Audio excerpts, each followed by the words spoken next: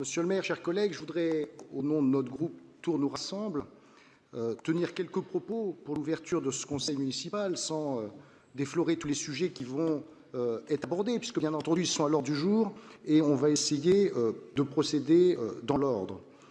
Je voudrais d'abord, comme vous l'avez fait, revenir sur les élections législatives à Tours. D'une façon républicaine, qui est aussi la marque de notre groupe, je voudrais féliciter Charles Fournier pour son élection, ainsi que Marie Quinton, sa suppléante, qui est aussi notre collègue. Charles Fournier défendra à l'Assemblée nationale ses convictions. Sur certains sujets, elles sont loin des miennes, elles sont loin des nôtres, mais néanmoins, je lui souhaite un bon mandat et je souhaite surtout que ce mandat soit utile pour notre ville et son territoire et ses habitants. Bien entendu, je remercie aussi la députée, je félicite la députée de la 5e circonscription, Sabine Tillet, qui est députée d'une partie de la ville de Tours. Il faut aussi remercier Philippe Chalumeau pour le mandat qu'il a accompli pendant 5 années, en particulier sur des dossiers importants pour notre territoire, le transfert de l'aéroport des armées civiles, le développement de l'hydrogène, la lutte contre les violences faites aux femmes et bien d'autres sujets. Il a été un député impliqué, ouvert au dialogue, soucieux de l'intérêt général. Évidemment, je salue la belle campagne de notre collègue Olivier Le Breton, qui a fait une campagne dynamique, comme on le connaît, dans un contexte difficile pour les couleurs qu'il portait. Avec ces élections, monsieur le maire, chers collègues, nous sortons d'une séquence de 2 années très intenses au niveau politique. Élections municipales, élections départementales, élections régionales, élections présidentielles, élections législatives. Au cours des 2 dernières années, nous sommes allés d'une élection à l'autre. Alors les élections, c'est bien, elles sont la respiration de notre démocratie, nous y sommes tous attachés, mais après les élections, il est bon de faire ce pourquoi les citoyens nous élisent. Ils ne nous élisent pas pour être en campagne, ils nous élisent pour travailler, pour la cité et le bien commun. Nous aurons en 2023, en Indre-et-Loire, des élections sénatoriales, mais par leur nature de scrutin direct, elles sont moins sur la place publique, plus feutrées. Et puis les élections européennes en 2024. Donc, monsieur le maire, vous avez devant vous, votre majorité a devant elle, 4 années. 4 années de mandat pour travailler pour notre ville et lui permettre d'avancer. Vous avez, en tout cas vous devriez, après 2 années, avoir la machine bien en main, et d'ailleurs ce soir vous procédez à quelques ajustements dans votre équipe. Notre groupe Tours nous rassemble veut représenter une opposition responsable. Responsable, ça veut dire parfois ferme, souvent vigilante, mais toujours utile lorsqu'il s'agit du bien commun. Opposition ferme lorsqu'il s'agit de la hausse des impôts. Vous le savez, nous nous étions opposés à cette augmentation sans précédent, 15% de la taxe foncière, que les contribuables tourangeaux vont bientôt découvrir en rentrant de vacances sur leur feuille de paie. Opposition ferme sur toute atteinte qui pourrait être portée à l'aéroport de Tours, dont nous considérons que c'est un atout majeur pour notre territoire, d'un point de vue sanitaire, touristique et économique. Opposition ferme sur la sécurité. Nous pensons que vous n'avez pas la bonne analyse et donc pas la bonne politique. Mais aussi opposition vigilante sur le sujet de la dette. Nous sommes attentifs à ce que la ville maintienne une trajectoire de réduction de son endettement. Sur la 2e ligne de tram, je l'évoquerai rapidement puisque ce sera un des gros sujets de notre conseil, le trajet du boulevard Béranger est enterré, ça y est, mais la 2e ligne doit rester l'objectif majeur du mandat. Bien du temps, bien de l'argent ont été gâchés, nous y reviendrons. Opposition vigilante sur le sujet des ressources humaines. Un accord a été enfin trouvé, après une longue période de grève et tension. Il n'est pas neutre sur les finances de la ville. Vous dites avoir préservé les marges de manœuvre, c'est ce que vous avez déclaré, nous le verrons. Et puis, opposition utile. Opposition utile, je voudrais évoquer 2 sujets, il y en aurait bien d'autres. Sur le sujet de la santé. La santé est un enjeu majeur pour notre ville et notre métropole qui doivent réaffirmer, renforcer leur rôle de capitale régionale de la santé. En tant que président du conseil de surveillance du CHE, vous avez une responsabilité particulière en ce sens. Et je pense que ce sujet de la santé, de la réalisation du nouvel hôpital Trousseau, qui n'est jamais évoqué en conseil municipal, devrait l'être comme un sujet majeur pour notre ville et ses habitants, mais aussi pour toute la région, puisque l'on forme et l'on soigne l'ensemble des habitants de la région centre. L'autre sujet sur lequel nous souhaitons être une opposition utile, c'est sur la méthode, sur la gouvernance. Il y a des décisions trop descendantes. Nous rappellerons, en tant à chaque fois que ce sera utile, la nécessité de la concertation avec les habitants.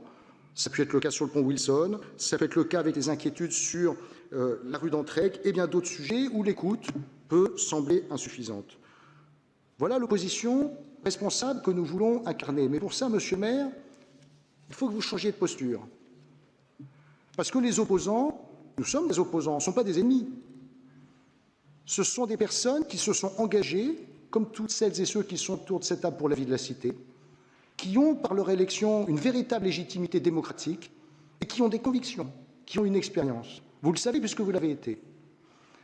Vous évoquez régulièrement l'expertise d'usage, qui est une expertise intéressante pour nourrir les projets et la concertation, mais il y a aussi l'expertise d'expérience.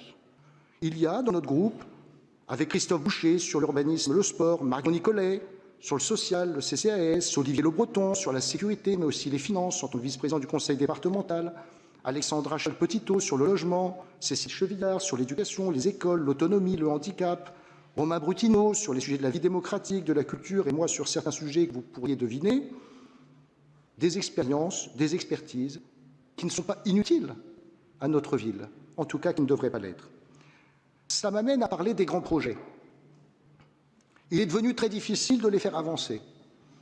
Entre les études préalables, les concertations, les enquêtes, les financements croisés, les recours, toutes les joyeusetés qui émaillent la vie d'un projet, un projet, c'est devenu un challenge. Et je pense que vous le mesurez désormais bien, et notamment avec ceux que nous allons aborder ce soir. Pour réussir à faire avancer les projets, il faut beaucoup d'énergie et de détermination, mais il faut surtout aligner les planètes des collectivités, de l'État, des habitants, pour que tous convergent et puissent produire des avancées.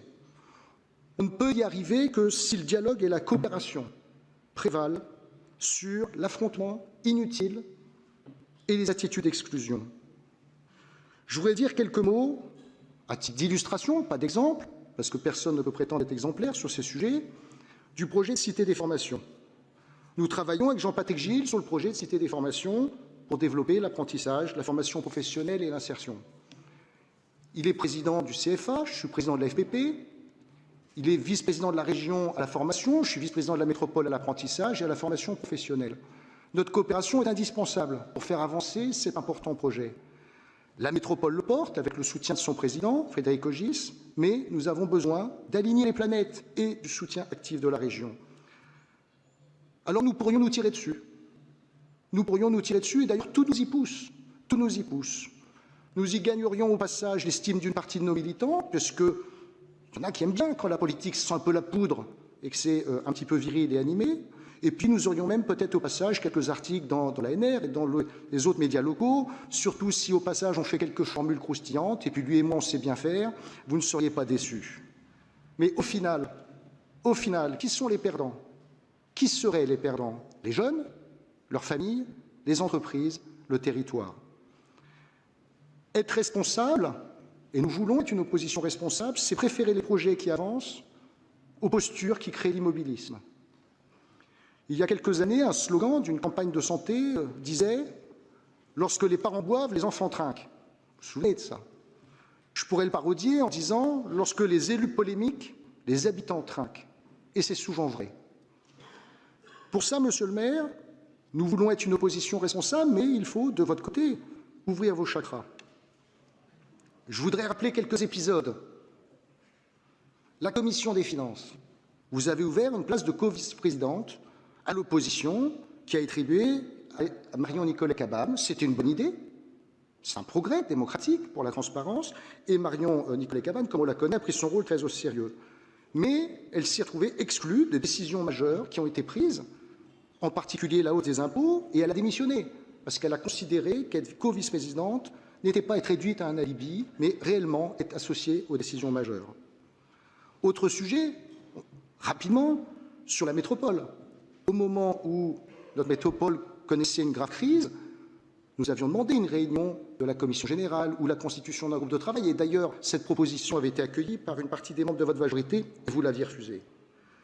Nous avons eu, le 16 juin dernier, une commission générale sur le schéma directeur immobilier. On a trouvé que c'était bien parce qu'on l'avait demandé. Donc, elle a eu lieu, on peut s'en réjouir. En revanche, dans cette commission, il y a eu des propositions qui ont été faites. pour travailler, s'impliquer davantage dans un groupe de travail restreint sur le sujet de la stratégie immobilière, mais surtout de la problématique délicate des cessions. Vous n'avez pas donné une suite favorable à cette proposition, mais peut-être y réfléchissez-vous encore. Et la seule réponse qui a été faite, c'est de nous revoir pour faire le point dans un an. Nous avons trouvé ça un peu faible. Sur le sujet du tram, je ne vais pas aborder le fond du tram aujourd'hui, mais chacun sait qu'il n'y a eu aucun débat entre élus de la ville de Tours. Nos demandes de commission générale ont été régulières et répétées. Ça ne s'est dans les médias votre souhait, après que le Conseil métropolitain ait voté des études sur une ligne passant par le boulevard Jean Royer, nous nous retrouvons au Conseil municipal ce soir à voter un vœu qui est un petit peu tardif. Autre sujet, notre ville a traversé une crise lourde avec ses personnels, avec les grèves. Notre groupe d'opposition, comme toujours sur ces sujets, a fait preuve d'une attitude responsable. Nous aurions pu les rencontrer, réagir dans les médias. Vous le savez, nous sommes astreints à la réserve, la plus stricte. Ce silence n'est pas indifférence. Ce silence n'est pas indifférence. Nous sommes préoccupés au plus haut point par la situation des personnels de ville. Mais vous, monsieur le maire, vous auriez pu, je crois, prendre l'initiative d'un échange, d'une rencontre avec l'opposition sur ces sujets pour les associer aux difficultés rencontrées et à la négociation que vous meniez à ce moment-là.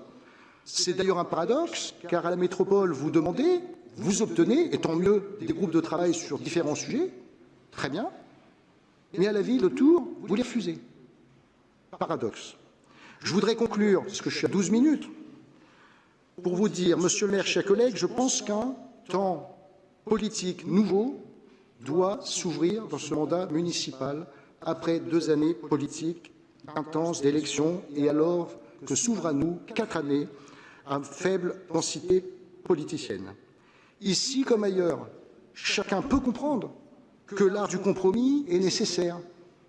Il est à Paris pour gouverner, sinon le risque, c'est celui de l'immobilisme. Compromis, ça ne veut pas dire compromission, ça ne veut pas dire renonciation, ça ne veut pas dire changer de chemin, ça veut dire trouver par le dialogue le chemin qui permet d'avancer. C'est ça le compromis, trouver par le dialogue le chemin qui permet d'avancer. Alors certains appellent ça parler tourangeau. Un mélange de sagesse, de dialogue, de modération, de prudence, d'expérience.